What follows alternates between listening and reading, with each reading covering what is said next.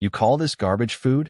My daughter-in-law shouted across the Thanksgiving table before anyone could even lift a fork, and in that moment, with my grandchildren sitting only a few feet away, I realized some families don't fall apart loudly. They fall apart in silence. I had spent 3 days preparing that dinner. 3 days thawing the turkey in the old white refrigerator George bought me back in 1998. 3 days polishing silverware that once belonged to my mother. 3 days pretending this Thanksgiving would feel normal, even though my husband had been gone for almost 11 months. The house smelled like rosemary, butter, cinnamon, and roasted sweet potatoes when I woke up that morning. Outside, the Vermont sky hung low and gray over the maple trees behind the house. The first snow of the season had dusted the backyard during the night, covering the garden George and I planted together 30 years ago. I stood at the kitchen counter rolling pie crust, while the local radio station played soft jazz Christmas music too early in the season. George used to complain about that every November. "Let Thanksgiving breathe before the jingling starts," he'd always say. I remember smiling to myself at the memory while brushing melted butter across the top of the turkey. For a few minutes, I almost felt peaceful again. I almost forgot how quiet this house had become since he died. Daniel and Vanessa arrived a little after 4 in the afternoon. Vanessa walked in first wearing a cream-colored sweater dress and knee-high boots that left tiny wet footprints across my hardwood floor. She carried no food, no flowers, not even a bottle of wine. Just her phone in one hand and designer sunglasses resting on top of perfectly styled blonde hair, even though the sun had already begun setting. Daniel followed behind her carrying Lily's overnight bag while staring down at his phone.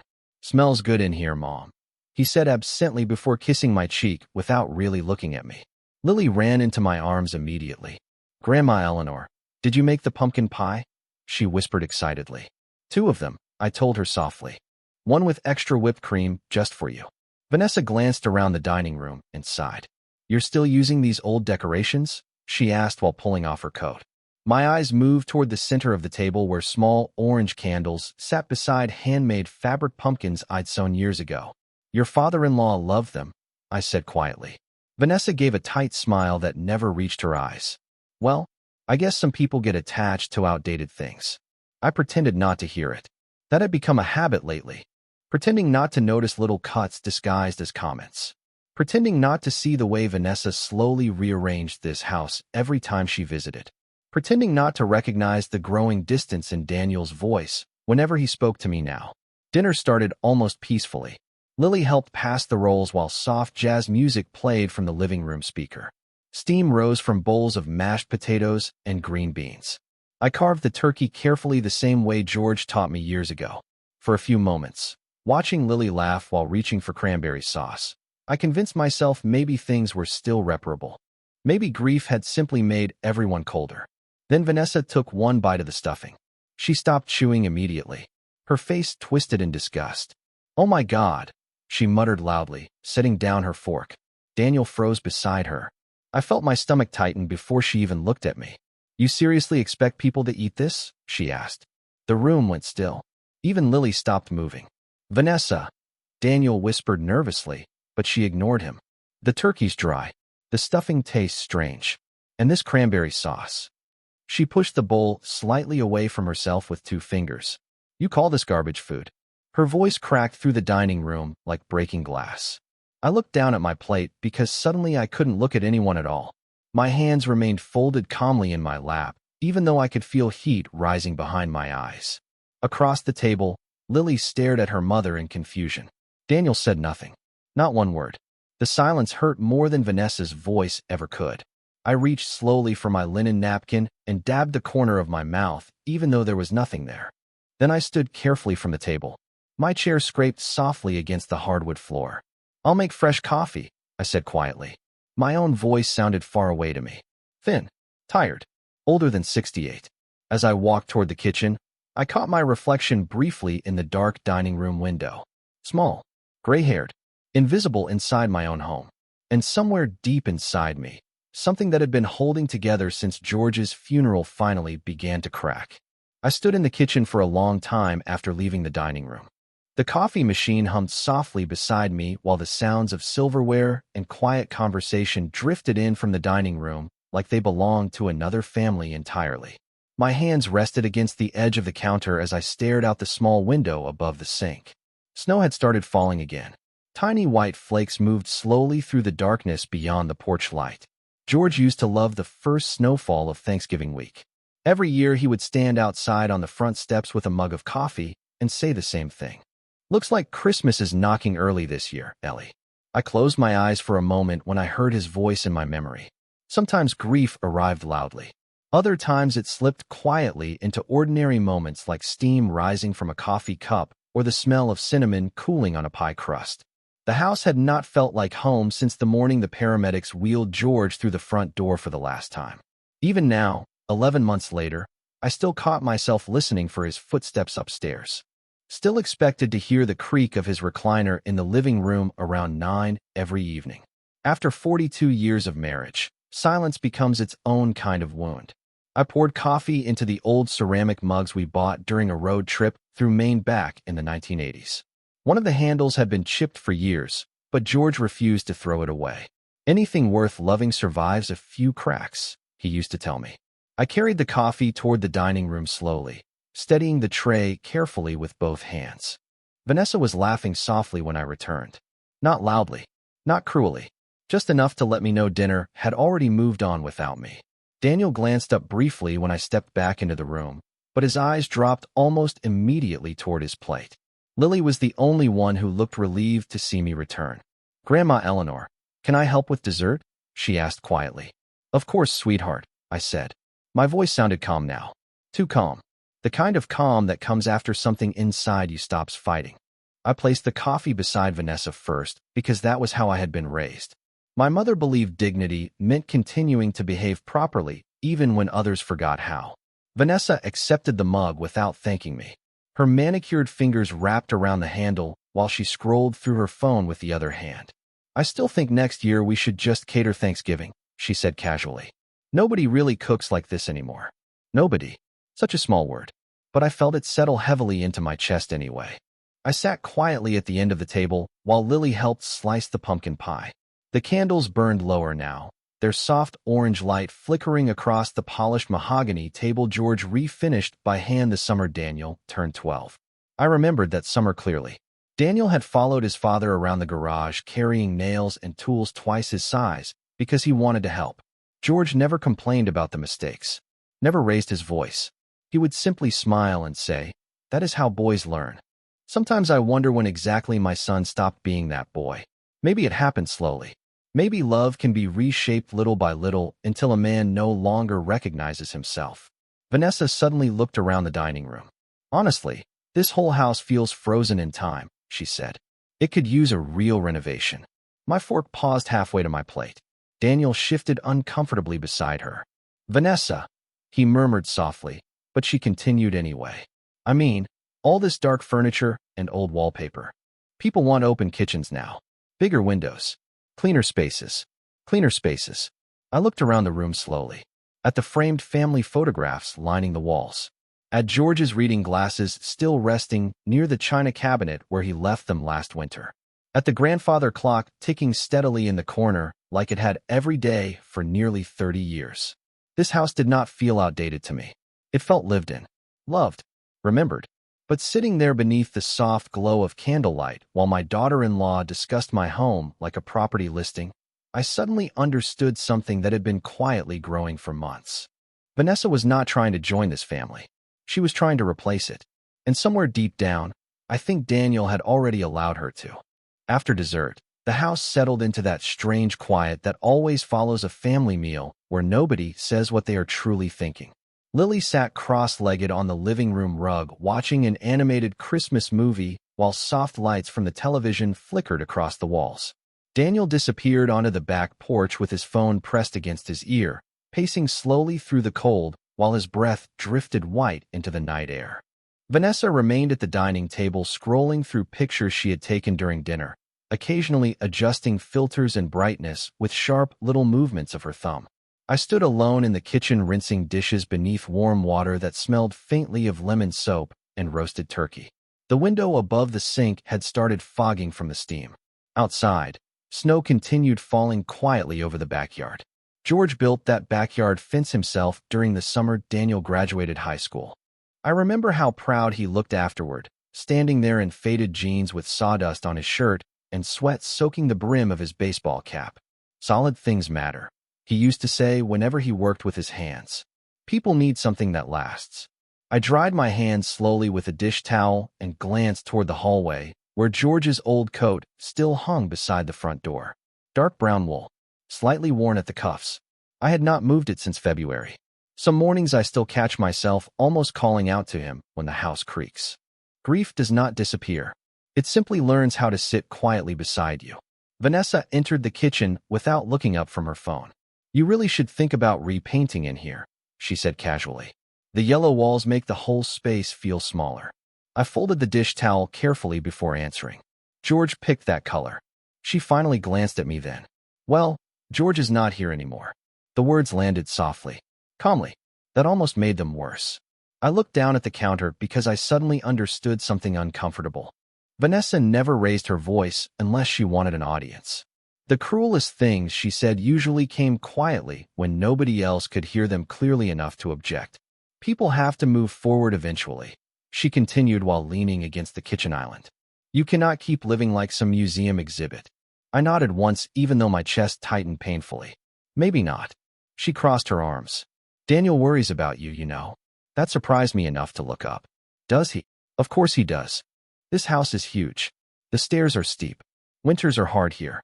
It is probably time to start thinking realistically." Realistically. Another small word carrying something sharp underneath it. I turned slowly toward the refrigerator where Lily's school drawings still hung beside old family photographs held up with magnets shaped like apples. Daniel at age 7 holding his first fish beside Lake Champlain. George grinning behind him with one hand on our son's shoulder. Christmas morning 1994. Family vacations in Maine.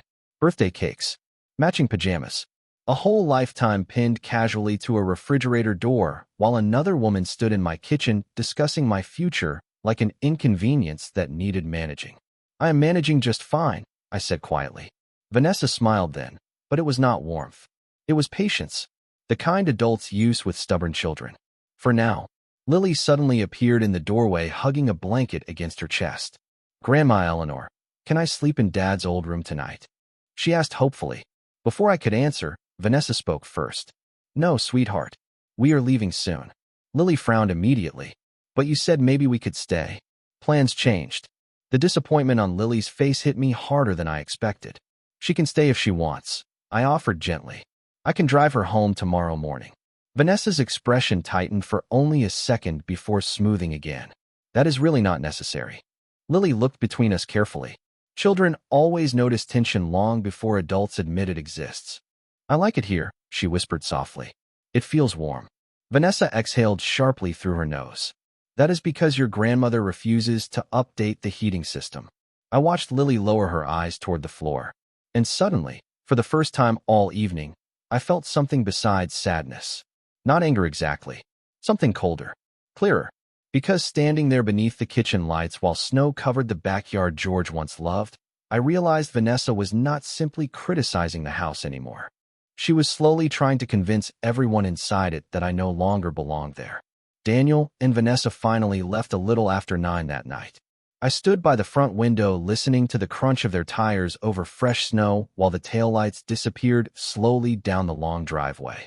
Lily rolled down the back window just before the car turned onto the main road. "Good night, Grandma Eleanor," she called out softly while waving with both hands. I waved back until the darkness swallowed the car completely. Then the house became quiet again. Truly quiet. The kind of silence that settles heavily into old walls after company leaves. I locked the front door carefully and leaned against it for a moment, closing my eyes.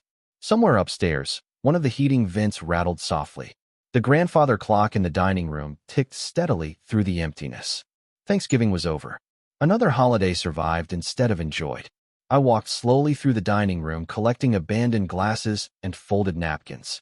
Vanessa's lipstick stains still marked the rim of one wine glass.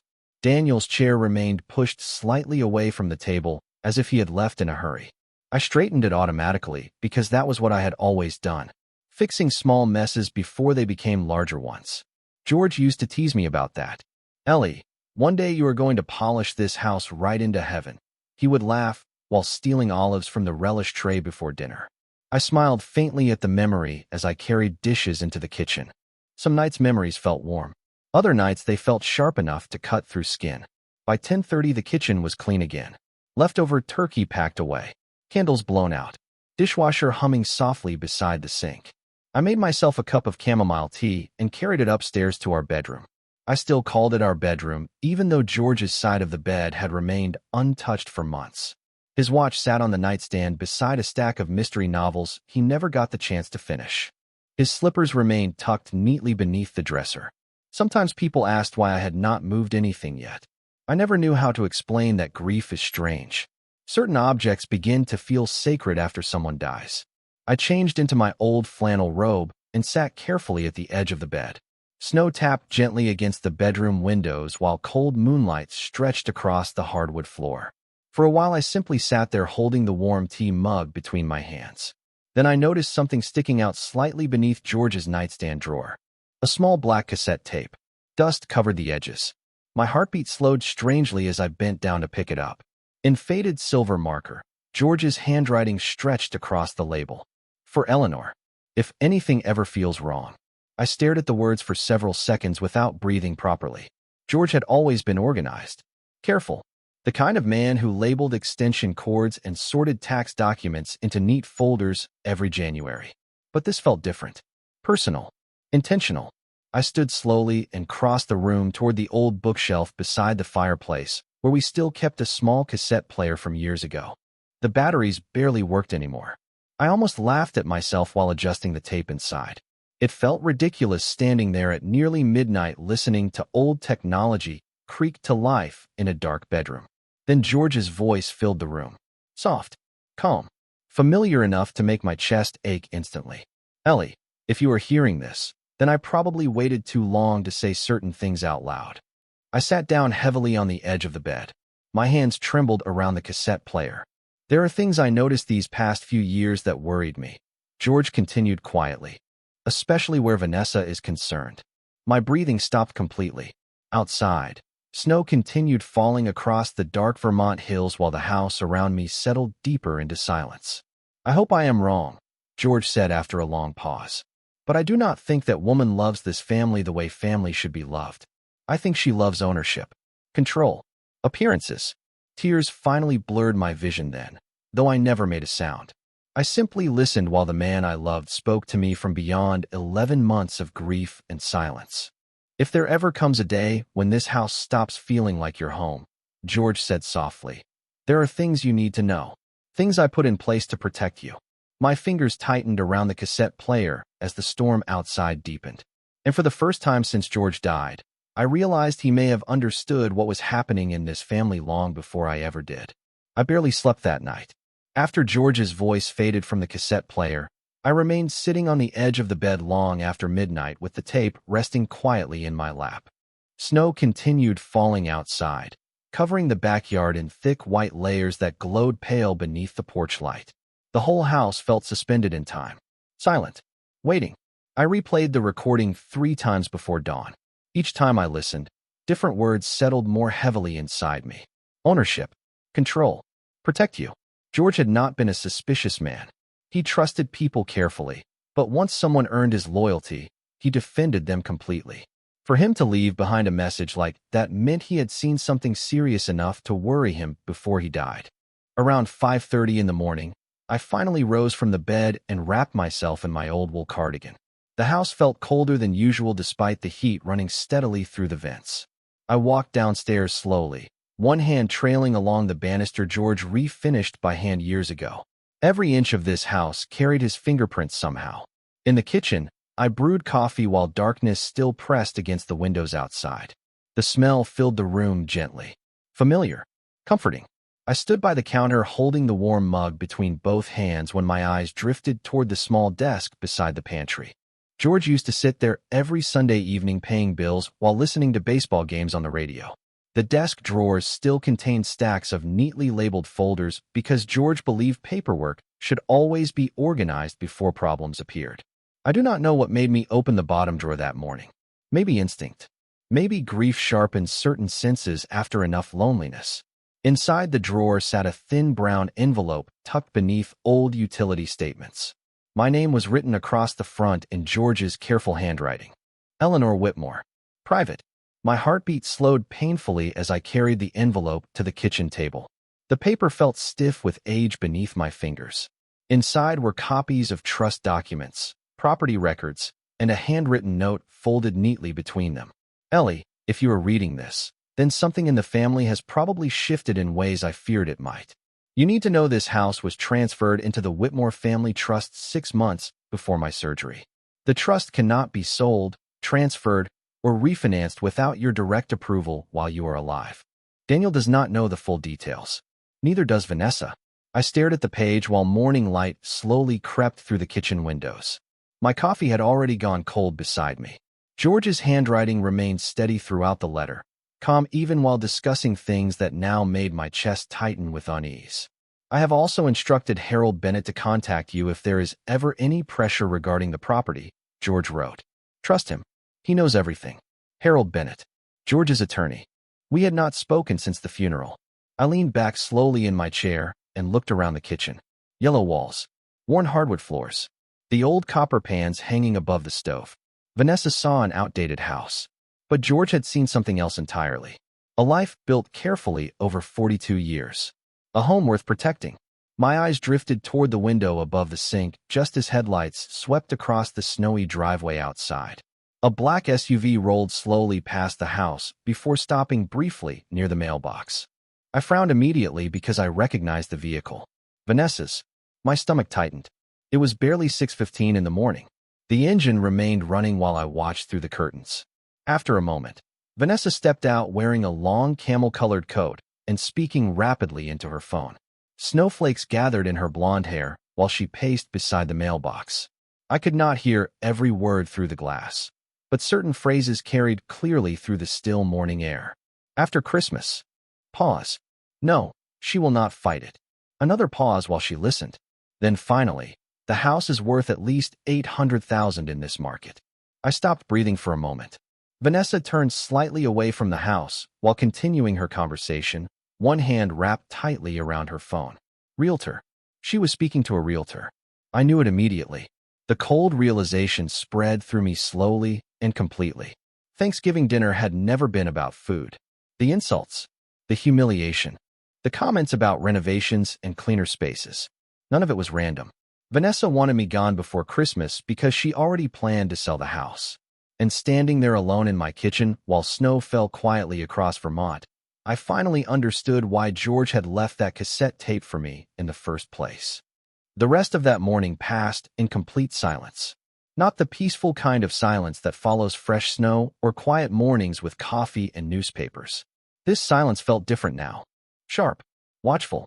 I stood at the kitchen sink long after Vanessa's SUV disappeared from the driveway, staring at the tire tracks cutting through the snow while George's words repeated steadily in my mind. She loves ownership, control, appearances. I finally understood what had been happening inside this family for years. Not all at once. Slowly, quietly, like water wearing down stone. Vanessa never pushed openly. She planted ideas, comments, doubts. Tiny humiliations spread carefully over time until people stopped questioning them. Until even Daniel began speaking to me like someone fragile instead of someone who raised him. Around 8 o'clock, I carried the trust documents upstairs and locked them carefully inside George's old cedar chest at the foot of our bed. My hands no longer trembled. That surprised me most. I thought learning the truth would make me emotional, angry, devastated. Instead, I felt strangely calm. Like someone finally turning on the lights in a dark room after months of stumbling into furniture. By noon, the snowfall had stopped completely. Sunlight reflected sharply off the white yard outside, making the whole property glow pale silver beneath the winter sky. I bundled myself into my long navy coat and drove into town for the first time in nearly 2 weeks. Main Street looked exactly the same as always. Christmas wreaths hanging from old brick storefronts. Garland wrapped around lampposts. The bakery window filled with gingerbread displays and frosted sugar cookies shaped like snowflakes. People carried shopping bags through the cold while soft holiday music drifted from speakers mounted outside the hardware store. Normal life continued so easily, while families quietly unraveled behind closed doors. Harold Bennett's law office sat above the pharmacy at the end of Main Street. The brass sign beside the door still read Bennett and Associates in faded gold lettering. George trusted Harold for more than 30 years. They played golf together every summer and argued constantly about baseball statistics neither of them could remember correctly. When I stepped inside, the receptionist looked up with immediate surprise. "Mrs. Whitmore," she said softly, "it is so good to see you." I managed a small smile. "Is Harold available?" 10 minutes later, I sat across from Harold Bennett inside an office that smelled faintly of old paper, coffee, and leather furniture. He looked older than I remembered, thinner too, but his eyes sharpened immediately when I placed the cassette tape and trust documents carefully on his desk. Harold removed his glasses slowly while studying George's handwriting. Then he leaned back heavily in his chair and sighed. "I was afraid this day might come," he admitted quietly. A cold heaviness settled into my stomach. George knew. Harold folded his hands together carefully. George noticed changes after Vanessa entered the family. Mostly financial conversations. Questions about the property. Questions about your retirement accounts. At first he thought he was imagining things. I stared at the framed law degrees hanging behind Harold's desk while he continued speaking. Then about 8 months before his surgery, Vanessa asked Daniel whether he planned to sell the house after. Harold paused respectfully. "After you downsize someday." Downsized. Such a polite word for removing someone from their own life. George did not like that conversation, Harold continued. So he created additional protections through the trust. I looked down at my wedding ring resting against the coffee cup in my hands. Daniel does not know? Only partially. He assumes the house transferred normally after George passed away. Harold hesitated briefly before opening another file drawer beside his desk. "There is something else you should probably see." He handed me a stack of printed emails. My eyes scanned quickly across the first page before my chest tightened painfully. Vanessa Whitmore. Green Mountain Realty Group. Property valuation request. Preliminary renovation estimate. Potential spring listing timeline. The dates stretched back nearly 6 months. 6 months. Before Thanksgiving. Before the insults. Before George's cassette tape reached my hands. Vanessa had already been planning everything while smiling across family dinners and discussing holiday recipes. "I am sorry, Eleanor," Harold said quietly. "George worried this situation might become emotionally difficult for you." I lowered the papers slowly onto Harold's desk and stared out the office window toward Main Street below. Snow covered the sidewalks in soft white layers while strangers carried Christmas shopping bags beneath bright red wreaths. Somewhere down there, families laughed together over lunch and argued about decorations and rushed home to warm kitchens filled with cinnamon and coffee. Ordinary things. Precious things. And suddenly I realized something with perfect clarity. Vanessa believed grief had weakened me. She believed loneliness had made me passive. Invisible. Easy to remove. But sitting there inside Harold Bennett's office while church bells rang softly somewhere outside in the cold Vermont afternoon, I finally understood that George had not spent 42 years loving a weak woman. December arrived quietly after that. Snow piled higher along the fences and rooftops while Christmas lights slowly appeared across the neighborhood one house at a time. The Whitmore house looked exactly the same from the outside. Wreath on the front door. Garland along the porch railing. Warm golden lights glowing through the windows each evening. Anyone driving past would have assumed a happy family lived there. But inside, something fundamental had shifted inside me. I no longer moved through my days confused by Vanessa's behavior or wounded by Daniel's distance. Clarity changes a person. Once you finally understand the game being played around you, silence stops feeling helpless. It becomes strategy. I stopped arguing with small comments. Stopped defending old traditions. Stopped explaining myself altogether. And almost immediately, Vanessa grew bolder. She began visiting the house more frequently during December, usually under the excuse of helping me decorate for Christmas. But she rarely touched decorations. Instead, she wandered through rooms studying things carefully, measuring spaces with her eyes, asking strange questions. "Do you still use the upstairs guest room? How old is the furnace now?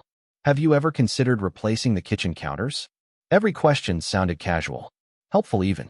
But now I understood what sat underneath them. Inventory, assessment, planning. One afternoon, she stood beside the living room fireplace holding a framed family photograph from 20 years earlier. Daniel stood between George and me wearing a red flannel shirt 2 sizes too big while grinning with missing front teeth. This room could actually look beautiful with modern furniture, Vanessa said while dusting the frame lightly with her sleeve. Open shelving, neutral colors. Maybe tear down that wall into the dining room.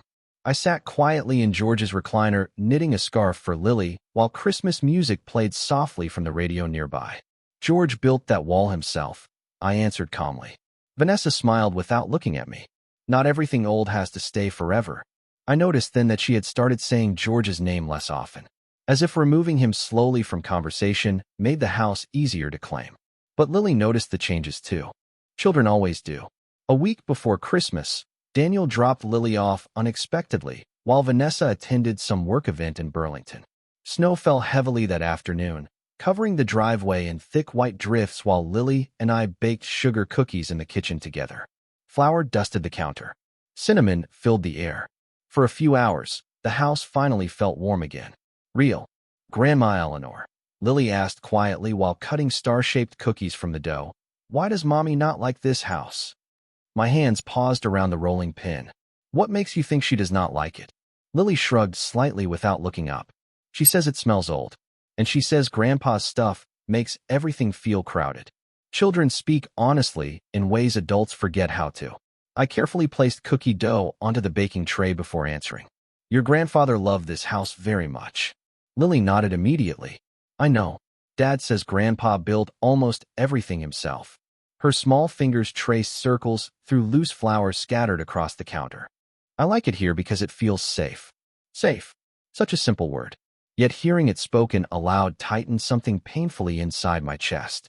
Vanessa saw property value, renovation potential, square footage. But Lily still saw what George and I spent decades creating. A home. That evening after dinner, Lily sat curled beside me on the couch beneath a knitted blanket while we watched old Christmas movies together. Halfway through the second movie, she suddenly looked up at me seriously. Are you going away? She whispered. My heart stumbled painfully. Why would you ask me that? Lily hesitated. I heard Mommy talking to Dad last week. She said maybe after New Year's you would move somewhere smaller. The room became very still around me. Outside, snow tapped softly against the windows while colored Christmas lights reflected faintly across the glass. And what did your dad say? I asked carefully. Lily lowered her eyes toward her lap. He said it would probably be easier for everyone. Easier for everyone. I smiled gently so she would not see the hurt settle across my face. Then I pulled the blanket higher around her shoulders and kissed the top of her head softly. You do not need to worry about grown-up conversations, sweetheart. But long after Lily fell asleep upstairs in Daniel's old bedroom, I remained sitting alone beside the Christmas tree, staring at the colored lights glowing softly through the dark living room. George's cassette tape rested in my sweater pocket like a quiet reminder against my chest. Vanessa believed she was preparing me to surrender this house peacefully after the holidays. Daniel believed grief had made me too tired to fight. But neither of them understood something important yet. I was no longer trying to save this family from breaking apart. I was trying to protect what remained worth saving inside it. Christmas Eve arrived wrapped in snow and silence. By late afternoon, the Whitmore house glowed softly beneath white icicles hanging from the roof, while warm yellow light spilled across the front porch. I spent the morning preparing dinner alone, just as I had prepared every holiday meal for more than 4 decades. Prime rib, slow roasting in the oven. Sweet potatoes covered in brown sugar and pecans. Green beans with garlic butter. 2 pumpkin pies cooling beside the kitchen window. The radio played old Bing Crosby songs while snow drifted steadily across the backyard. Anyone stepping into that kitchen would have seen an ordinary grandmother preparing Christmas dinner for her family. But nothing inside me felt ordinary anymore. I moved calmly through the house because calmness had become its own kind of armor. Around 4 o'clock, Harold Bennett arrived exactly as planned. He removed his wool coat carefully near the front door, while cold winter air followed him briefly inside. Everything is prepared, he said quietly once we were alone in the dining room. I nodded once. No fear remained in me now, only certainty. The folder Harold carried rested neatly beside George's old place, setting at the table. Outside, headlights finally swept across the snowy driveway. Daniel and Vanessa arrived with Lily just before sunset. Vanessa entered first again, carrying an expensive bakery cake even though I had already prepared dessert. "Merry Christmas," she said brightly while kissing the air near my cheek. Her voice sounded almost cheerful tonight. Confident. Daniel followed, carrying wrapped gifts, while Lily rushed immediately toward the Christmas tree in the living room. "Grandma Eleanor, it looks beautiful in here," she whispered softly. I smiled and brushed snowflakes gently from her coat collar. "Thank you, sweetheart." Dinner began pleasantly enough. That surprised me. Vanessa complimented the prime rib twice and laughed loudly at stories Daniel told about work. Harold sat quietly near the end of the table sipping red wine, while observing everything carefully behind thin reading glasses. Christmas candles flickered across the polished mahogany table George refinished years ago, while soft jazz played through hidden speakers in the living room. To anyone outside the family, it probably looked perfect. But tension moved invisibly beneath every conversation, like a crack beneath frozen lake ice. Halfway through dinner, Vanessa raised her wine glass with a polished smile. "I just want to say how grateful I am that we are all together this year," she announced warmly. "New beginnings are important. New beginnings." Such careful wording. Daniel nodded quietly beside her without meeting my eyes. I folded my napkin slowly across my lap before finally speaking. "I agree," I said calmly. "That is actually why I invited Harold tonight." The room shifted almost instantly. Vanessa's smile paused. Daniel looked toward Harold with sudden confusion. Only Lily remained unaware while arranging marshmallows across the top of her sweet potatoes. Harold cleared his throat gently before opening the leather folder beside his plate. George Whitmore requested several legal matters remain private until after his passing. Harold began evenly. Vanessa sat very still now. Daniel frowned deeply. "What legal matters?" he asked cautiously. Harold removed a stack of documents and placed them carefully onto the table. 6 months before his surgery, George transferred the Whitmore residence and associated assets into a protected family trust. Daniel blinked in confusion. "I thought the house transferred to Mom after Dad died." "It did," Harold answered calmly, "but not in the way you assumed. The property cannot be sold, refinanced, or transferred without Eleanor Whitmore's direct approval during her lifetime." Silence settled heavily over the dining room. Vanessa slowly lowered her wine glass onto the table. "I do not understand," she said carefully. Harold adjusted his glasses. Additionally, George added a secondary clause after concerns regarding future property disputes. My eyes remained fixed quietly on my plate while Harold continued speaking. "If Eleanor Whitmore is pressured, manipulated, or removed from the residence against her wishes, all inheritance rights connected to the property are permanently revoked." Daniel's face drained of color almost immediately. Vanessa turned toward him sharply. "What?" she whispered. Harold calmly slid another document across the table. George also established an educational trust fund for Lily Whitmore. She becomes sole beneficiary of all remaining property assets after Eleanor's passing. The room became completely silent except for the faint ticking of the grandfather clock in the corner. Vanessa stared down at the paperwork with frozen eyes, while Daniel rubbed one hand shakily across his forehead. Across the table, Lily looked between everyone nervously. "Did I do something wrong?" she whispered softly.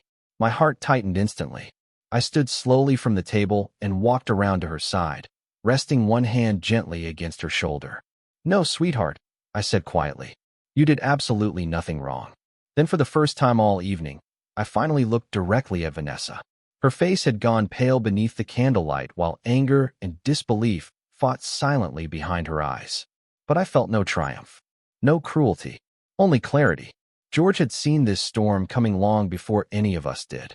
And tonight, for the first time since Thanksgiving, I watched the illusion of control disappear completely from Vanessa Whitmore's face.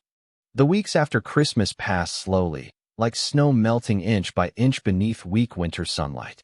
Daniel called twice during the first week of January, but our conversations remained painfully careful. He spoke about work, about road conditions, about how busy Lily had been at school. Neither of us mentioned Christmas dinner directly. Some truths change the shape of a family so completely that people begin walking around them like broken furniture after an earthquake. Vanessa never called at all. That did not surprise me. Pride rarely survives exposure gracefully. One cold afternoon near the end of January, Lily arrived unexpectedly at the house, carrying a small overnight bag and wearing the red scarf I knitted for her before Christmas. Daniel stood awkwardly on the front porch while snow drifted softly across the driveway behind him. He looked older somehow, tired around the eyes. Vanessa took a last-minute business trip, he explained quietly while avoiding direct eye contact. I was wondering if Lily could stay here tonight. I stepped aside immediately. Of course. Lily rushed past him into the warmth of the house while carrying a paper bag from the bakery downtown. I brought cinnamon rolls, she announced proudly. For the first time in months, I saw Daniel smile naturally again. Just for a second. The same crooked smile he had as a boy whenever he tracked snow across my clean kitchen floor. Later that evening, after Lily fell asleep upstairs beneath heavy quilts in his old bedroom, Daniel remained sitting silently across from me at the kitchen table while cold wind rattled softly against the windows outside. The house smelled like coffee and cinnamon again. Familiar things. Safe things. Daniel stared down into his mug for a very long time before finally speaking. Dad knew about the trust the whole time? He asked quietly. I folded my hands together carefully. Yes. He nodded once. Slow. Ashamed. I think part of me always knew Vanessa was pushing too hard about the house. His voice sounded distant now. I just kept telling myself she was trying to plan for the future. I studied my son carefully beneath the soft kitchen light. Grief had changed him too. Losing George had hollowed something out inside both of us, and Vanessa simply filled that empty space faster than either of us realized. Your father did not create the trust to punish you, I said softly. He created it because he wanted this family protected. Daniel swallowed hard while staring at the old kitchen table beneath his hands. The same table where he once colored Christmas ornaments and spilled chocolate milk and begged George for second helpings of blueberry pancakes every Saturday morning. I should have defended you at Thanksgiving, he whispered finally. The honesty in his voice hurt more than the silence ever had. I looked toward the window where snow continued drifting gently across the dark backyard George once shoveled every winter before dawn. Yes, I answered quietly. Daniel closed his eyes briefly. Neither of us spoke for several minutes after that. Sometimes healing begins not with forgiveness, but with someone finally choosing to tell the truth out loud. By early March, winter finally loosened its grip on Vermont. Snowbanks shrank slowly beside the roads while patches of brown grass reappeared across the yard. One bright Saturday morning, I stood on the front porch holding a cup of coffee while watching Lily help Daniel clear fallen branches near the garden fence. Their laughter carried softly through the crisp spring air. For the first time in over a year, the house no longer felt heavy with grief alone. It felt awake again. Not unchanged. Never unchanged. But alive. Vanessa and Daniel eventually separated that spring. Quietly. Without drama. Some marriages collapse all at once. Others simply erode after the truth finally enters the room. I never celebrated their separation. Pain inside a family is still pain, even when someone deserves consequences. Months later, Harold finalized additional paperwork transferring future educational funds fully into Lily's name. George would have liked that. He always said wealth meant very little if it did not protect the right people. One evening near the beginning of summer, Lily and I planted new roses beside the backyard fence where George once grew tomatoes every year. The air smelled like fresh dirt and cut grass, while sunlight stretched warmly across the garden beds. Grandpa would like these, Lily said softly while patting soil around the roots.